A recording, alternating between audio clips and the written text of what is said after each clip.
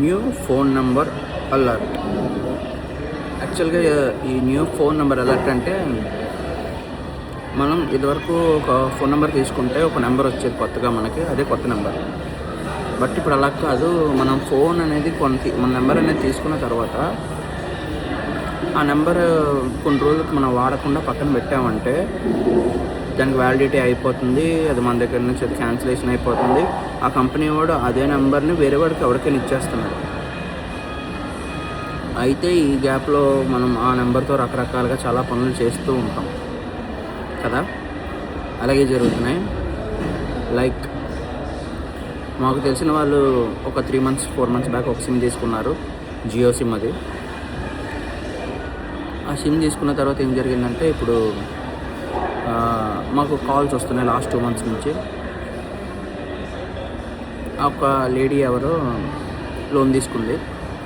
అయితే ఆ లోన్ తీసుకున్న అమౌంట్ ఈ నెంబర్ కదా ఇచ్చింది, ఈ నెంబర్ కాల్ చేస్తున్నారు. ఏమండి ఇలాగ మేము నెంబర్ తీసుకున్నాం, మాకు సంబంధం లేదు అంటే, ఆహా అవునా నిజమా కదా ఇదా అని చెప్పి చాలా రకరకాలుగా మాట్లాడుతున్నారు. అంటే అవి స్పామ్ కాల్స్ అర్థం కావట్లేదు.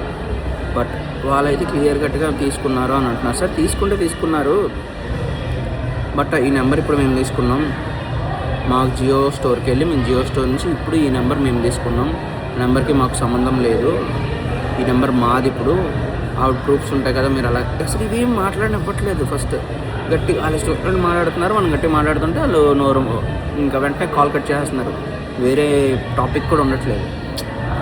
అందరికీ ఒకటి చెప్తున్నా, ఈ విషయంలో మటుకు చాలా అలర్ట్గా ఉండండి.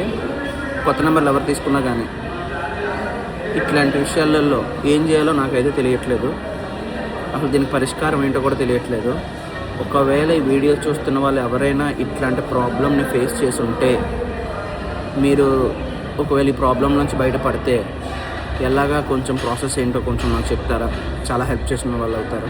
బికాజ్ నాకైతే తెలియట్లేదు ఈ ప్రాబ్లం నుంచి ఎలా బయటపడాలో. ఎందుకంటే ఒక నెంబర్ తీసుకున్న తర్వాత ఆ నెంబర్కి మనం ఆల్మోస్ట్ మనకు సంబంధించిన ఐడి ప్రూఫ్స్ వాటి లింక్స్ అన్నీ పెట్టేసుకుంటాం. అదే ఎక్స్ట్రా సెకండరీ సిమ్ అయితే అది వేరు, ఇదే మేజర్ సిమ్ అనుకొని తీసుకుంది. ఫస్ట్ ఏం చేయాలి చెప్పండి?